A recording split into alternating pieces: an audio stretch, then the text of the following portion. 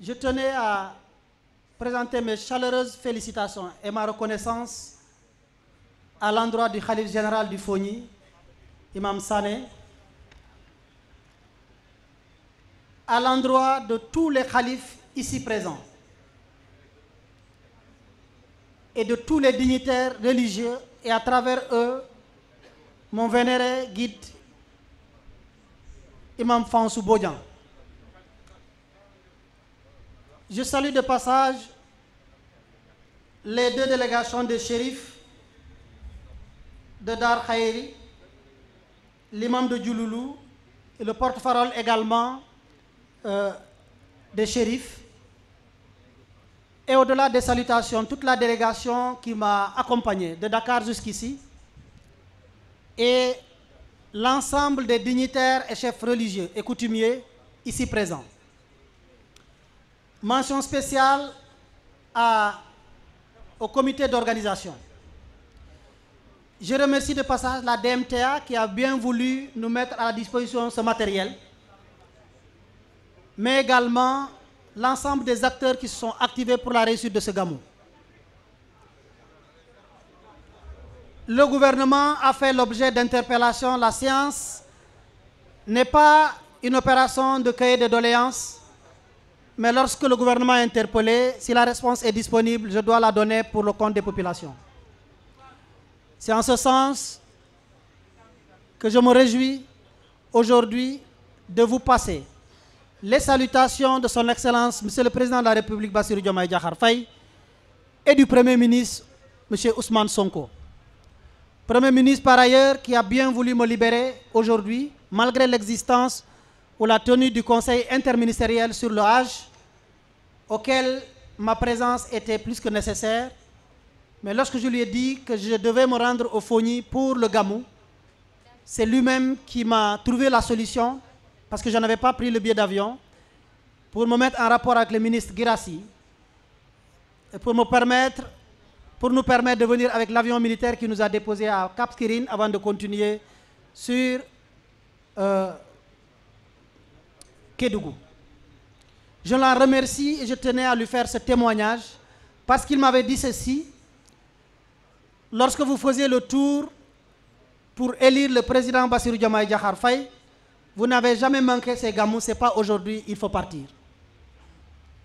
Merci au Premier ministre Ousmane Sonko pour cela. Vous dire, puisque j'avais donné rendez-vous la dernière fois suite à une interpellation des populations du Fogny sur un besoin pressant qui est la route de la boucle du Fogny, vous dire donc, par la grâce d'Allah, lorsque j'ai édité ce dossier, j'ai pu finaliser l'étude d'impact social qui n'était pas fait et qui explique chaque fois qu'on démarre les travaux de ces routes à la veille souvent des élections pour après sursoir aux travaux. Aujourd'hui, ceci est terminé.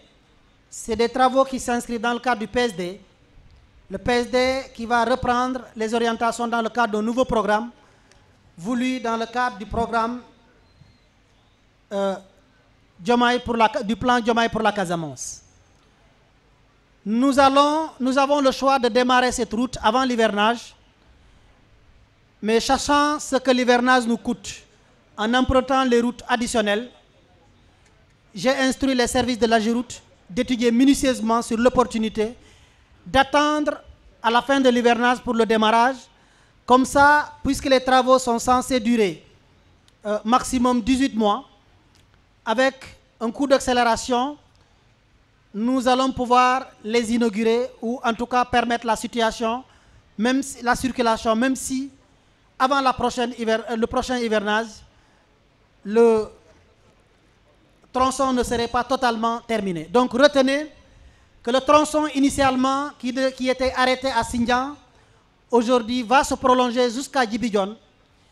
Et l'objectif, c'est que ça dépasse Djibidione pour se ramifier à la route Djouloulou, sinon Bignona-Djouloulou, jusqu'à Seliti.